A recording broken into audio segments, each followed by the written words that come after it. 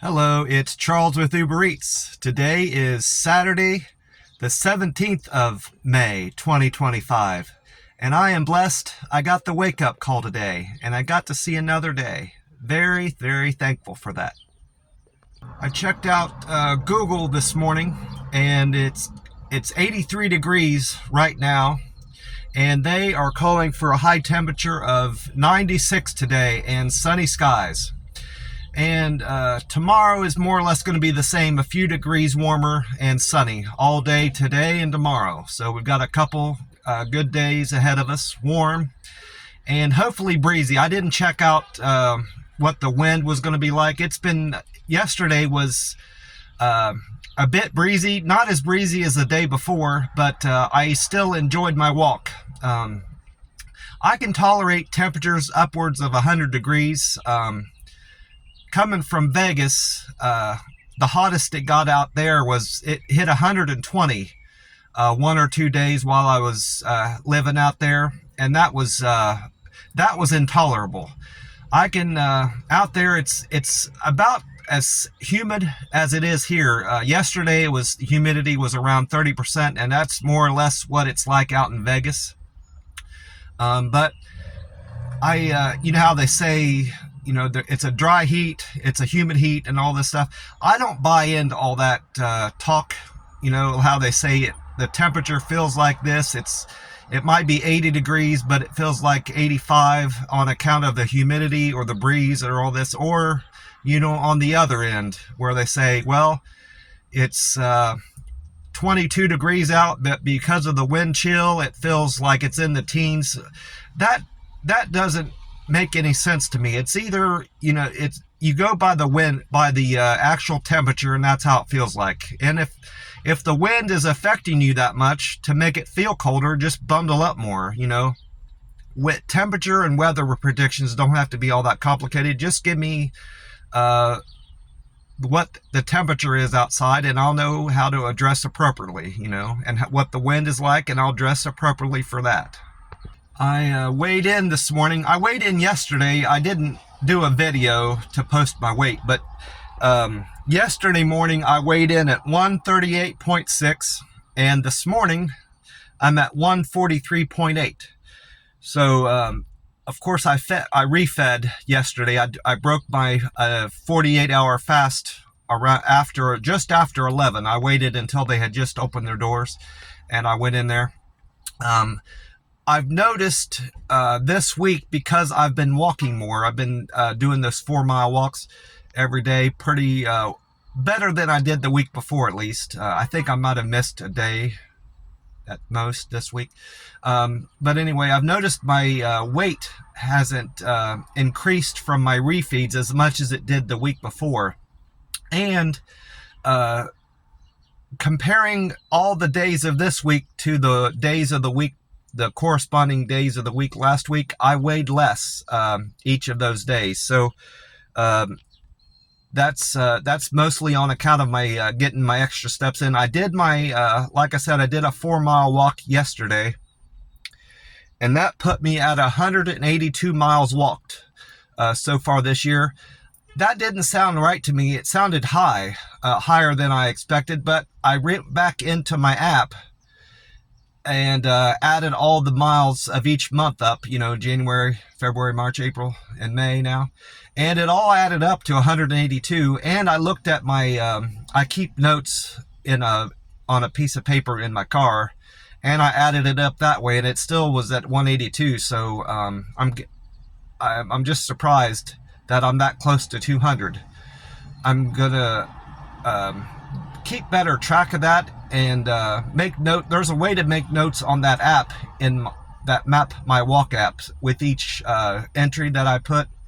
So I'm going to start journaling it that way too, and putting it in my calendar how many miles I've got. So mostly because I'm getting closer and closer every day that I don't miss walking that 4 miles.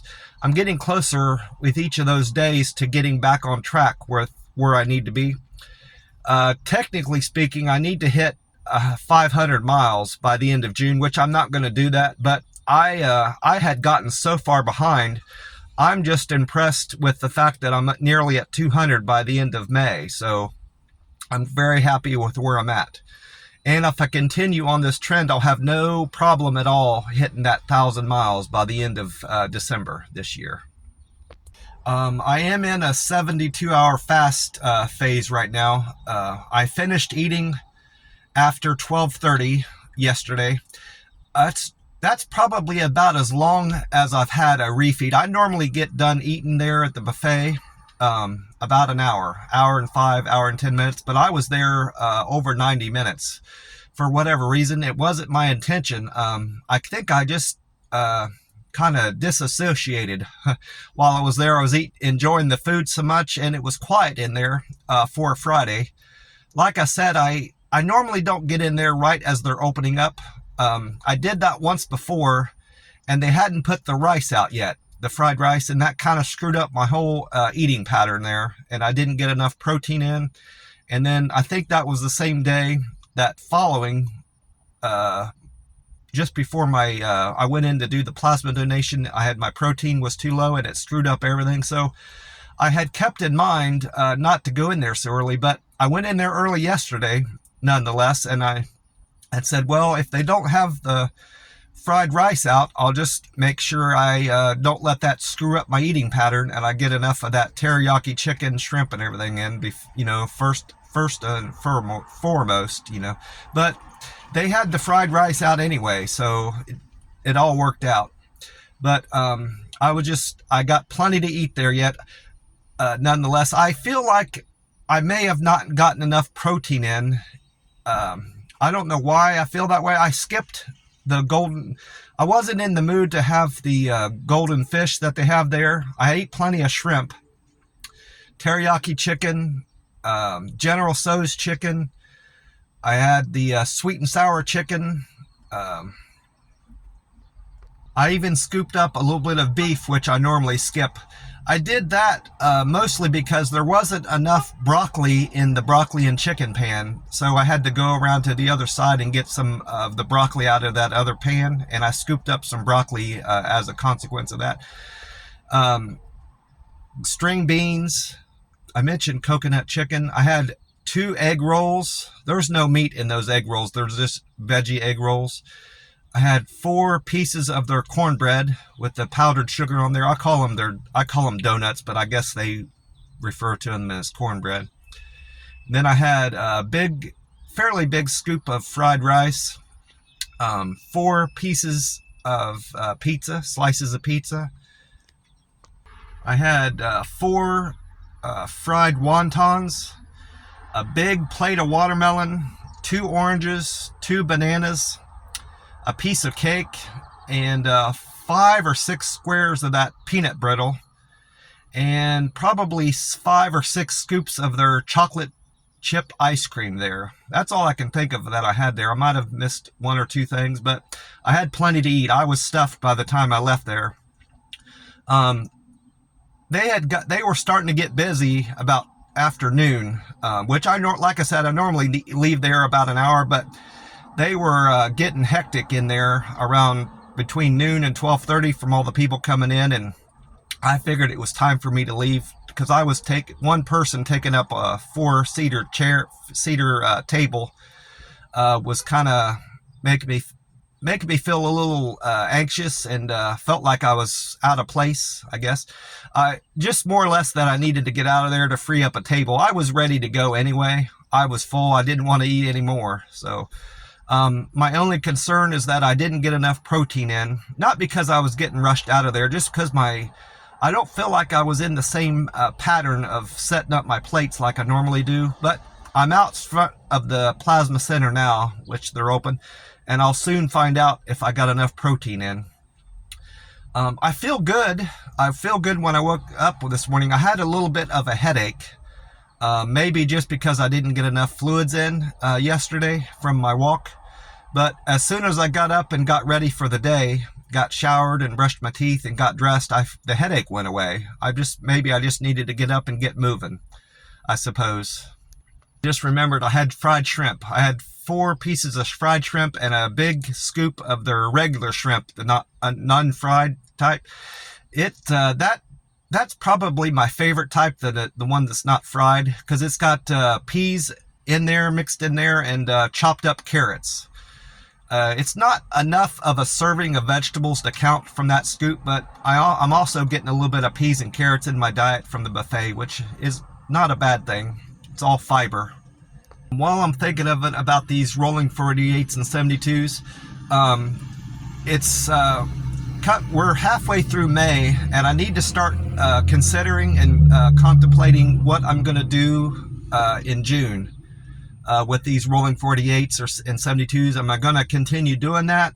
Am I going to go back to OMAD or just do 48s? So I'm going to consider how I feel, my energy levels, now that I'm walking more frequently, almost every day, the 4 miles. Just take all that into account and consider if that's the best option for me. I didn't eat at the buffet like I had planned in terms of, my doctor's visit. I need to cut back on the breaded chicken there, that sweet and sour chicken, and just eat more of the shrimp, golden fish, and the teriyaki chicken, which it appears to just be oven roasted there or cooked in a better fashion. It don't have that breading on there, which is something that I need to start avoiding. And the fried shrimp, I need to not eat that at all. They've got plenty of shrimp there in those little tiny pieces of shrimp that's more favorable. And just getting more fish into my diet in general is what I need to aim for at the buffet. I just kind of forgot, I suppose. I didn't do any Uber Eats yesterday. I had to go in and replace 2 of my front tires. The way I've been doing my tires, I replace 2 at a time.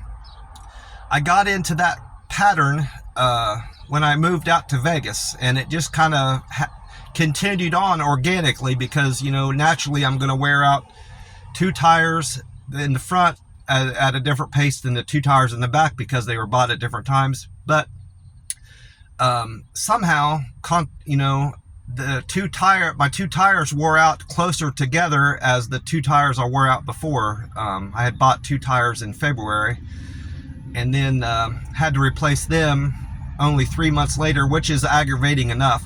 Then I started thinking, I'm like, how in the hell am I already replacing these 2 tires that I bought just back in the first week in February? Because I knew I replaced those when I just moved down here to Texas.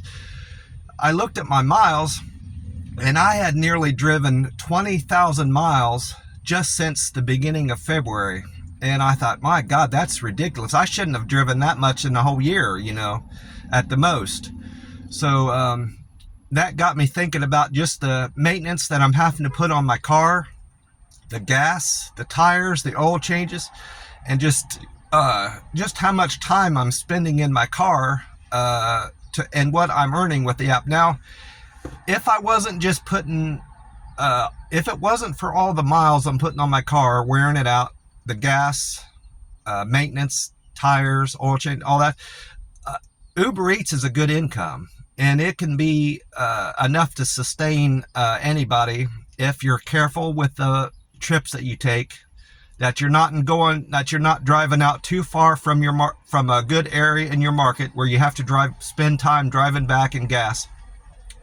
Uber Eats can be a good income, but you got to consider all the expenses that you're putting into it and the time you're putting into it on account of, and then compare that to what you're earning. And I did that yesterday. That's what I did with my time off from the app. Part of my time was taken up at the tire shop naturally, and I started thinking about, Uber Eats and what I'm actually truly earning there. And, I might have a super day, or I might have a great weekend where I've earned over $300 over the course of, Thursday, Friday, Saturday, or Friday, Saturday, Sunday, however you look at it. But you got to factor in how much you're putting back into your car. And I wasn't truly earning all that money. I might think I'm making $18 an hour, over the weekend, but I'm actually I'm making less than $10 an hour. That's not a hard number, but it's just a general sense of what I'm truly earning, and it's not worth it. So I'm going to start, I've already started looking for other work down here, and even if it's you know, 11, 12, 13, $14 an hour, that's something I can count on. And it's something I'm truly earning, because if I can find something closer to my house where I'm not driving, you know, more than a couple miles there and back, I'm not putting any miles on my car. I'm not wearing out my tires, you know, getting back and forth to work. And like I said, it'll be a regular job where they're taking my taxes out. And that's another thing with the Uber Eats app. Being somebody that is working on my own and more or less having my own business with the Uber Eats, I have to factor that in too. I have to hold out taxes, and that's not something I generally do. I just keep in mind at the end of the year, taxes are going to take a bite out of my ass. But it's not something that I'm actually holding money back, you know, making an effort to hold money back, so I'm prepared for that. It's just something I know it's going to cost me when I do my taxes, factor in my taxes. And it sure did. A couple things hurt me when I did my taxes recently from 2024. That whole settlement I did with that restaurant that was underpaying me, I got a settlement from that. That took a bite out of me because I had to pay some of that back. The fact that I was living in Oklahoma, which Oklahoma is a state income tax state, that took a bite out of me. And the fact that I was driving for Uber Eats for so much back in Vegas. Of course, Las Vegas is a no tax area, but you know, I had to pay some of that back to the federal government, you know, when I was living in Nevada, you know. So that all together just kind of did me with, you know, made me want to just stop doing Uber Eats altogether and just get a regular job. And I've got restaurant experience, you know, not that I would need any. There's from going in and out of all these restaurants, I've found a lot of help wanted signs. So there's a lot of need for restaurant workers down here, and I don't feel like I'll have a hard time finding something in restaurant business. I worked in restaurant business, mostly pizza places, but I did work in a steakhouse back in Columbus, and I liked it. I helped them set their tables up. I did busing, and I did morning prep work. I helped them get it was a steakhouse, so I helped them get their potatoes ready for the day, washed them, and set them up on trays like they need them before they throw them in the oven. And I did a little bit of other prep work for their salads. I helped them set up their salad bar that they had there. Just general morning prep work. I didn't do a lot of prep work there, but I did help them set up for the morning. Mostly it was bus work, you know, sweeping and mopping their entranceway, making sure the tables were clean and set for the morning. And most of the prep work experience I have is from the pizza place. There I helped them set up and date all their toppings, you know, their tomatoes, and the green peppers and onions. I cut all that up and dated everything. I set up their cooler on days they were getting trucks. They got 3 trucks a week there, 2 or 3 trucks a week. So 90% of my morning restaurant prep work experience I have is from the pizza place, which while I'm thinking of it, I did speak to a manager down here of a restaurant, a steakhouse, and I explained that to him, that was my the extent of my prep work, and he seemed to be happy with that. I gave him my phone number, and he said that he had somebody else he was interviewing, but he would give me a call Monday, one way or the other, whether or not he wanted me to come in and talk to him further about the position. He said he was in need of a busser and a morning prep person. One thing I do like, I'm familiar with this place. I haven't delivered food there, but I'm familiar just from being near there. It's close to one of the gas stations that I stop in and get ice. And a couple of days I've been parked there out front of that gas station and done some walking around, and I've walked near that place. And so I'm familiar with where it's at, and it's close to my house, which is another bonus. So I'm hoping he hires me on. If he don't, I'll just apply to these other restaurants that are hiring. Hell, buffet, that Chinese buffet I eat at all the time, is hiring. They've got a help wanted sign out there, and it looks like they need busters. I don't think they need waiters there. They've got plenty of help there, but I'll help them in the back kitchen, set up their trays that they put out. I'll help them clean their silverware and plates, whatever they need me to do in the back of kitchen help there. I had hopes that this area would be a good market for Uber Eats, but it's not turning out to be. I did quite well with the Uber Eats app out in Vegas. I would still be out there doing it in spite of the 120-degree temperatures, but my phone kept shutting off. It got so hot on my battery that, as a protective measure, my phone would shut down, I guess, to keep the battery from exploding, which is a good thing.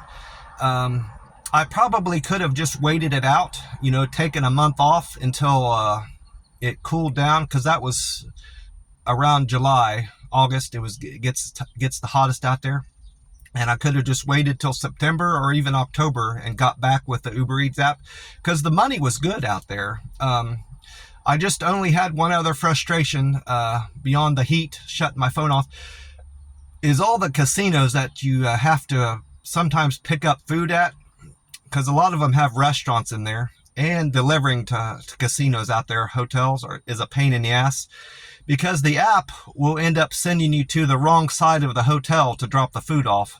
And even when it does send you to the right place, a lot of these valet guys give you a hard time where you can park. Sometimes they tell you can't park there at all. And I said, well, where am I? You've got customers in there that have ordered food. Where would you like me to park? And they just said, well, I don't care where you park. You're just not going to park here. So that was another aggravation I had with delivering out in Vegas. But when the orders I did have and the orders I was able to complete were fantastic. I didn't make less than $7 or $8 on any trip I made out there, which that's not the case here. I have to pick and choose which orders to take, or it just doesn't pay me to do it here. There's so many trips come in that are $2, $3, and that's just, that's less than $2 is less than a gallon of gas out here. So it just doesn't make sense to me, and I don't take any of these orders. But nonetheless, for all those reasons, I'm done doing Uber Eats here in the Rio Grande Valley. I'm going to look for an hourly job. Well, as far as my plans today, I could make some more phone calls and check out some other restaurants, but I'm not going to do that until I talk to that guy on Monday, because I like I said, I'm familiar with this restaurant, and I think I would like working there. I went in and walked around. I didn't say anything to the manager. I did that yesterday and checked the place out. I didn't let him know it was me that he had talked to. I just went in and acted like I was wanting to see their menu and see if there was anything in there good to eat. And then I checked out the type of clientele that eat there, and see if it was something that I could deal with. And I looked at their menu to see what kind of food I would be prepping, because he said that would be part of my job, is prepping salads and shit like that in there. So I checked out their menu so I could get a sense of what kind of stuff I would be prepping. So I'm going to get off here and head in and do my plasma donation. Hopefully that all goes smoothly and my protein is high enough. And then after that, I'm going to get my walk-in. I normally don't get my walk-in until in the evening when the sun's starting to go down, but I feel up to it now, and I think it'd be best to get my 4 miles in earlier today, since I'm not going to be driving. And then I'm just going to head back and relax at my house. I'll have 186 miles in after today, after I do that 4-mile walk. Well, God bless you all, and I will talk to you soon. Bye for now.